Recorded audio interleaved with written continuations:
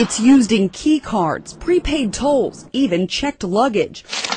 It's called RFID technology, or radio frequency identification. Small chips that store information. So here's the chip. And now that same technology is literally available in the flesh, with chips injected right into people's arms. It says it burns a little bit. That's about it. Atlanta firefighter John Santola was injected with the chip about the size of a grain of rice. When scanned, the number on the chip is linked to a database with Santola's medical history. I think it will help me in case of an emergency. Santola was chipped when Florida-based VeriChip Corporation set up a booth at an Atlanta firefighter conference. They market the chip primarily for safety reasons, storing medical information for first responders, Alzheimer's patients, even children. And it is the only product that has been approved by the FDA for this specific purpose. The FDA approved the use of chips in humans in 2004, but since then it's caused quite a bit of controversy with some consumer groups, concerned about privacy, even health concerns. These are very powerful tools, especially if they fall in the hands of somebody with political ambitions. One of the loudest voices of opposition is right here in the Boston area, a Harvard doctor and author of spy chips. These technologies will not make us safer. I think they'll make us sitting ducks for Big Brother. Dr. Catherine Albrecht also compiled 16 years of studies she says prove the chip can cause cancerous tumors. It's clear as day that these tumors were not only malignant, but they metastasize, they spread to the lungs, the liver, the thymus, the brain. These pictures show the tumors growing around the actual chip in the mice and rats. Certainly the company, I mean, they've done, I think, a tremendous job of keeping that information under wraps for the last several years. We sat down with the chief medical officer of VeriChip and asked about the link to cancer in mice.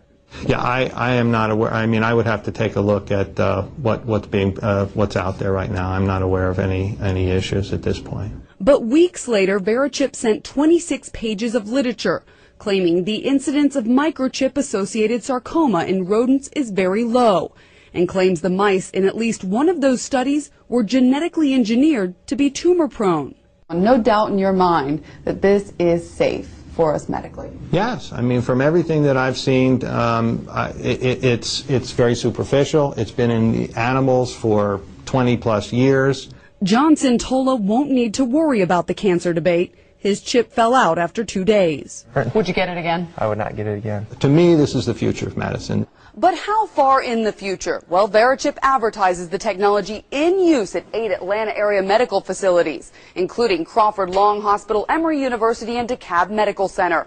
But our investigation found that none of these centers are actually using microchip technology. For full copies of studies done on microchips and humans, log on to CBS46.com. I'm Kim Fettig, CBS 46 Investigates. That ending's easy to spot. It's the bandwagon. Yes, the propaganda we've been talking about is easy to detect. But a great deal of propaganda is much more hidden, much harder to detect. That's what's bothering me. Even in a small local election, there's so much propaganda. Well, that's your fourth step. Weigh the facts against the purpose and the technique. I think I understand. To know whether propaganda is good or not, whether it's true or not, I should know the purpose, recognize and judge the purpose and technique. Don't come to a campaign manager. I might opposition. Well, that's all right. Whenever you're tracking down propaganda, get as many different points of view as you can. Do you know something? What? I think that it might be interesting to make a really serious study of propaganda. You can keep your eyes and ears open for little bits of propaganda. And, of course, you can study whole propaganda campaigns. Here are a few on which I've been gathering material. You can begin by investigating the techniques of propaganda. Here, I've listed some of the main ones. Glittering generalities, transfer, name-calling, card stacking, testimonial, plain folks, and bandwagon. You'll find these techniques used in many places, in many ways, for many different purposes. Your job is to recognize them when you see them. My first job is to understand what they mean.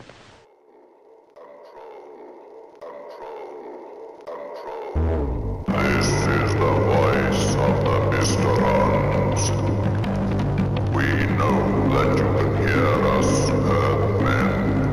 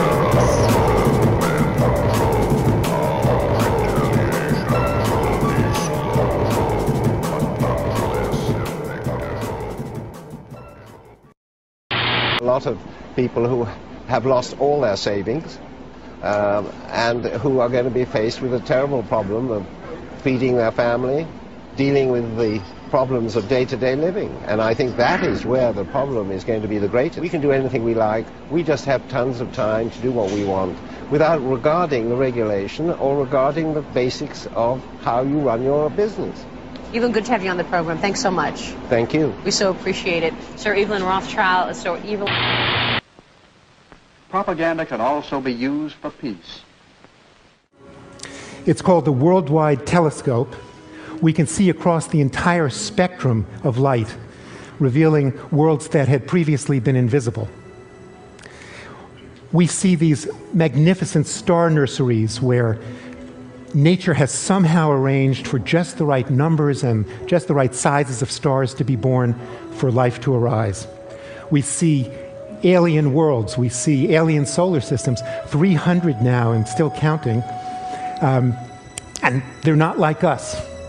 We see black holes at the heart of our galaxy in the Milky Way and elsewhere in the universe where time itself seems to stand still.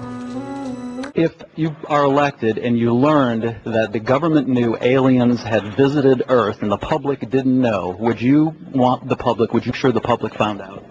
Well, it depends on what these aliens were like and whether they were Democrats or Republicans. The 3 astronauts of Apollo 11 who went to the moon back in 1969 all said that they believe there is life beyond Earth. Do you agree? You know, I don't know, and I don't presume to know. What I know is there is life here on Earth. So as president, those are the people I will be attending to first. There may be some other folks on their way.